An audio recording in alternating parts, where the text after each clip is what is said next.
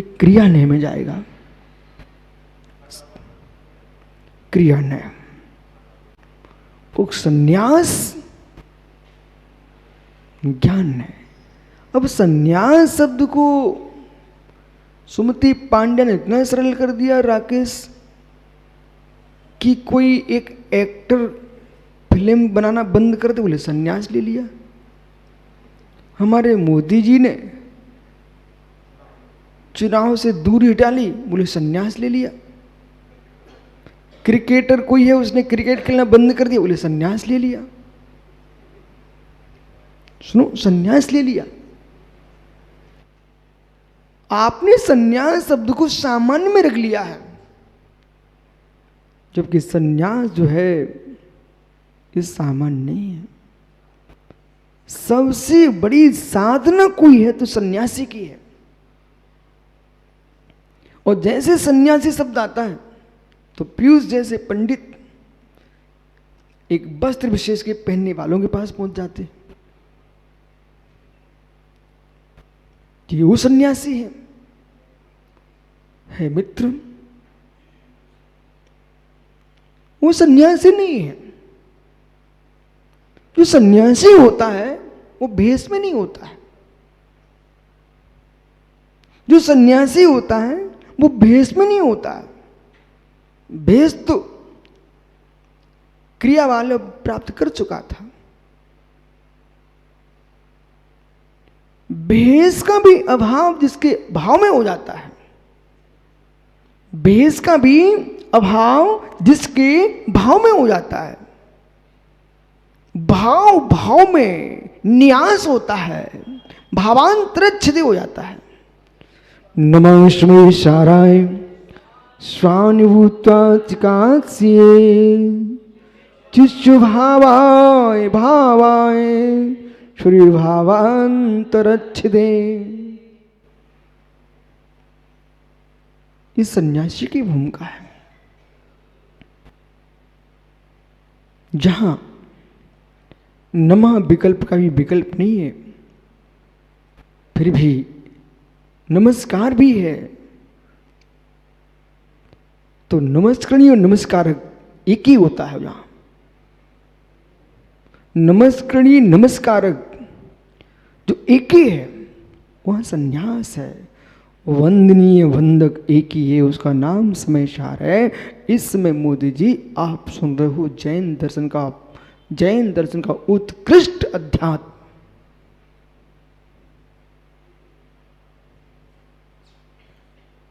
जहां वंदक भाव के विकल्प का अभाव है, मोक्ष संसार का विकल्प समाप्त हो चुका है। जहां पर तो मेरे मित्र मात्र मात्र मात्र सूर्य अपने प्रताप में है, कमल नहीं खिला रहा, कमल खिलता है। यहां पर तो सूर्य अपने प्रचंड प्रताप में है, कमल को नहीं खिला रहा, कमल खिलता है। ऐसे मोक्ष नहीं जाता योगी, मोक्ष होता है। योगी अपने निज में रमण करता है, मोक्ष नहीं होता। आज तक किसी पिता ने संतान को जन्म नहीं दिया, ये तो समझ में आ जाएगा। आज तक महावीर बाकलीवाल जी, आज तक किसी पिता ने संतान को जन्म नहीं दिया। जो भी पिता बने हैं भाग्य से बने हैं, आपके द्वारा नहीं बने।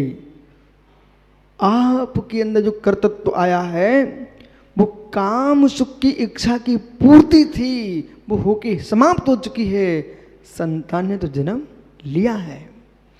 ऐसे योगी सच्चा योगी होता है, वो बैठा बैठा मोक्ष की माला नहीं फेरता कि मोक्ष होगा मोक्ष होगा। नहीं नहीं नहीं नहीं नहीं, नहीं, नहीं मोक्ष नहीं, कुछ नहीं। वो संन्यास में लीन होकर के अपने आनंद कंद ज्ञान घन समरसी भाव में तल्लीन होता है। तब ज्ञानी अंदर सूत्र गूंजता कुशलस्य तबो।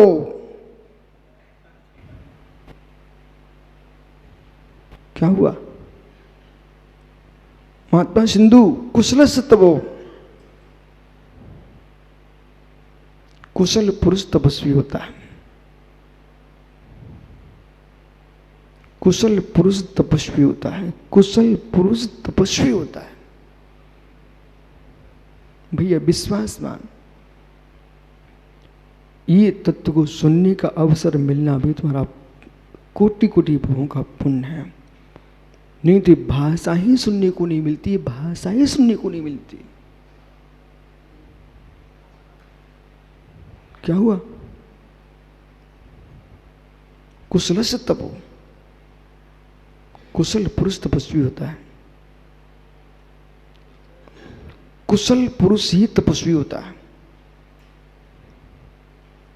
अकुशल तपस्वी नहीं हो सकता, आजीविका में जीवन निकाल लेगा। कुशल पुरुष तपस्वी होता है। कुशल शब्द सुना आपने? कुशल शब्द एक नदी के किनारे बीहड़ों में, बीहड़ों के अंदर नदी के किनारे, पंडित जी आप बरासों जाती हो, रास्ते में बहुत कुशा मिलता है। एक घास है, आप वैशाली में थे महावीर स्वामी की भूमि पर, वहां पर जंगलों में लंबी लंबी घास खड़ी थी, वो कुश थी। यदि सावधानी नहीं बरती शरीर तुम्हारा रक्त से युक्त हो जाएगा, लहू लहान हो जाओगे आप। वो जो कुशल शब्द की रचना कैसे होती है सुनिए आप।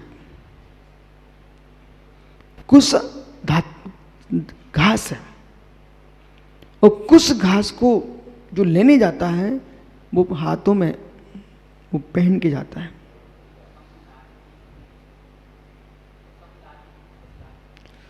तो कुसुम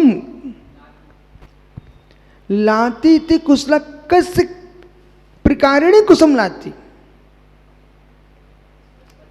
यह स्वहस्तेन बिना दंत्रेण स्वहस्तेन सुलभेन अरक्तेन अच्छिणेन करेण या कुसुम लाती सा कुशला। यह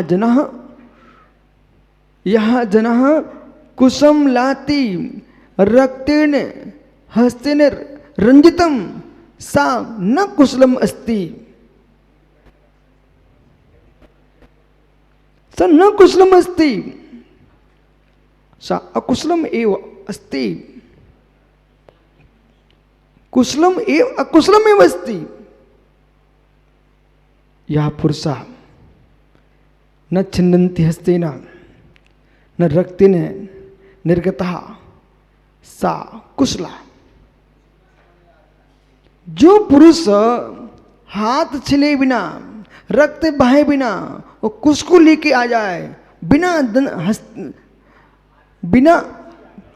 हंसी आके, और बिना मेरे मित्र हाथ में कुछ पहने कुश को लेके आइए।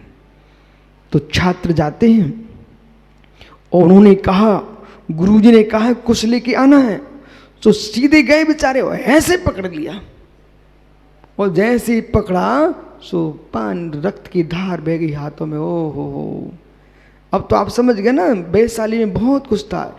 इनको मैंने क्यों बोला, इनके जंगलों में डांगों में बहुत कुछ है आपके यहाँ। सिंधु बेसली केसली नदी के किनारे कुश ही कुश है, बराबर। अब आइए मित्र,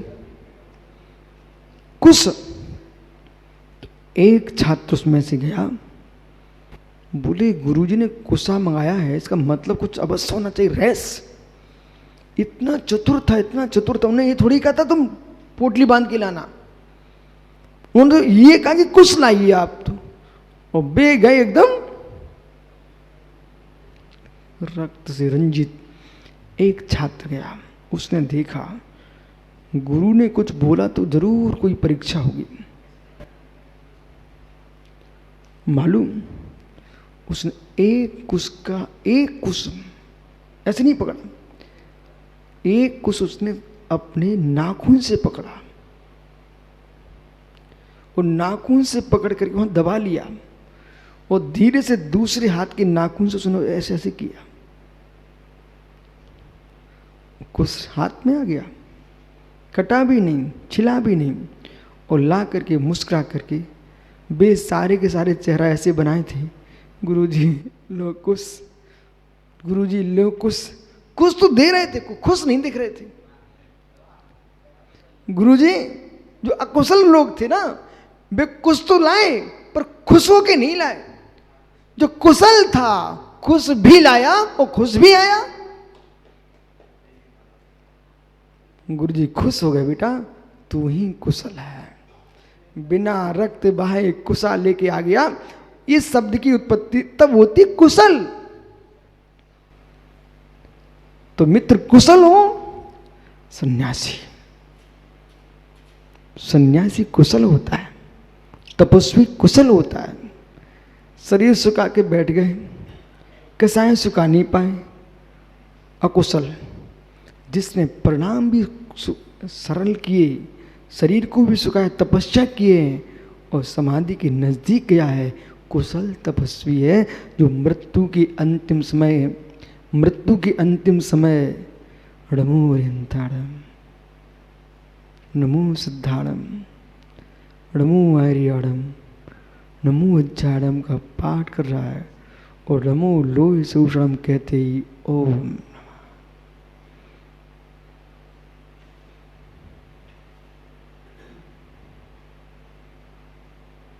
जीवन में हम कैसे जिए हैं ये मुझे मत देखो, जीवन में आप कैसे जिए मत देखो, अंतिम जीवन कैसे जियोगे ये देखो। अच्छा, शांति सागर ने अंतिम उपदेश दिया था, मोदी जी चिन्मय सागर ने अंतिम उपदेश दिया था।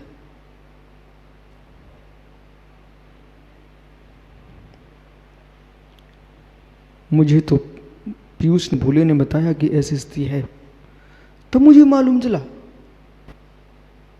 जब इन लोगों ने मुझे बताया कि गुरु जी ऐसा हो रहा है, तब मुझे मालूम चलने बोली वो जो व्यक्ति अंतिम समय में ये कह सके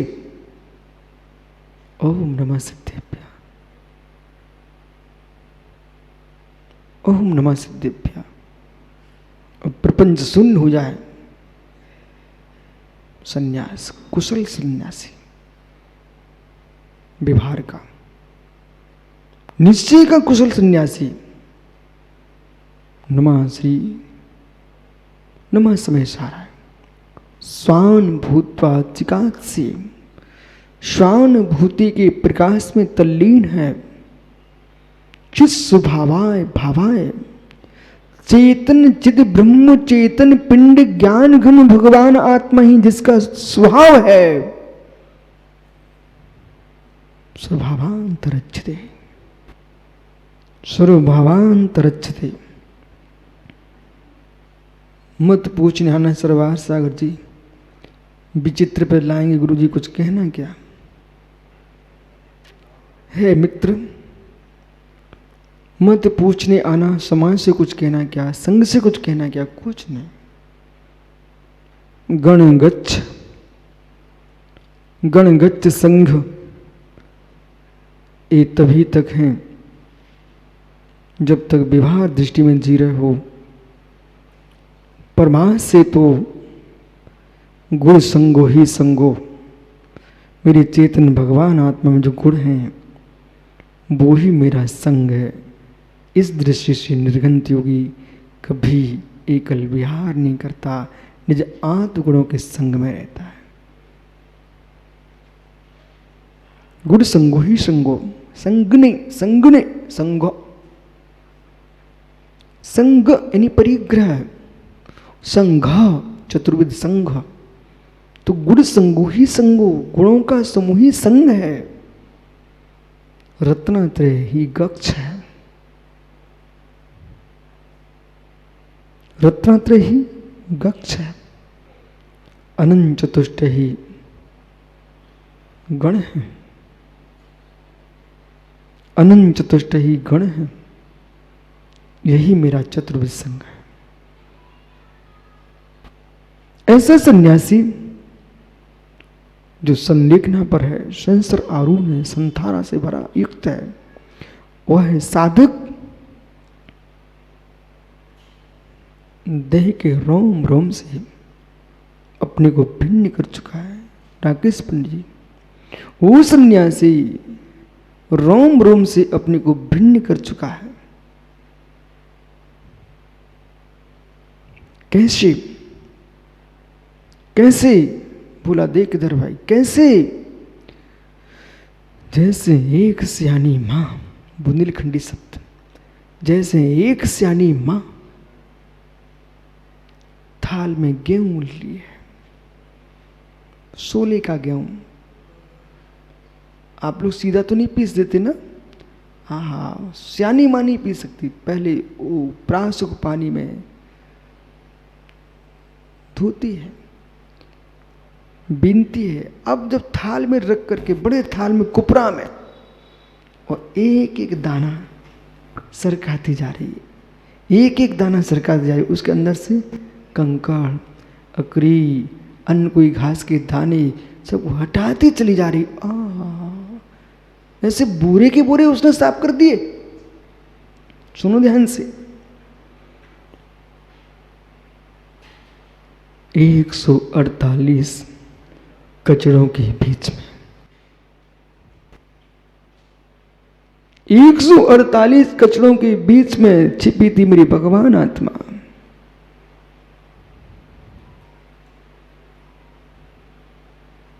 एक एक अंगुल में 96 रोगों से ग्रसित, उनके बीच में फंसी थी आत्मा। जैसे मां गेहूं के दानों से कचरा अलग कर रही है, ऐसे वो सन्यासी एक एक आत्मा के प्रदेश को बीन रहा है। एक एक आत्मा के प्रदेश को बीन रहा है कि मेरी आत्मा के अंदर जितनी आसमान जाती अवस्था हैं, ये सब मेरे से पृथक हैं। धन धरती को अपने से भिन्न कहने वाले साधु तो गलियों में बहुत घूमते हैं। धन धरती स्त्री पुत्र को अपने से भिन्न देखने वाले साधु गलियों में बहुत घूमते हैं। जो संश्लेष संबंध से युक्त और यानी कर्म आत्मा में जो दूध पानी की तरह संश्लेष भरा हुआ है, उसके अंदर बैठ करके अपने एक एक आत्मा के प्रदेश को कर्म प्रदेश से भावांतर दे, भावांतर से भिन्न निहार रहे हैं, छान रहे हैं, बीर रहे हैं। उसका नाम है सन्यासी, सतन्यासी, सतन्यासी, सतन्यासी। ताका न हो जाता तब बनता है सन्यासी, सतन्यासी, सतन्यासी। सत्य में जिसका न्यास है।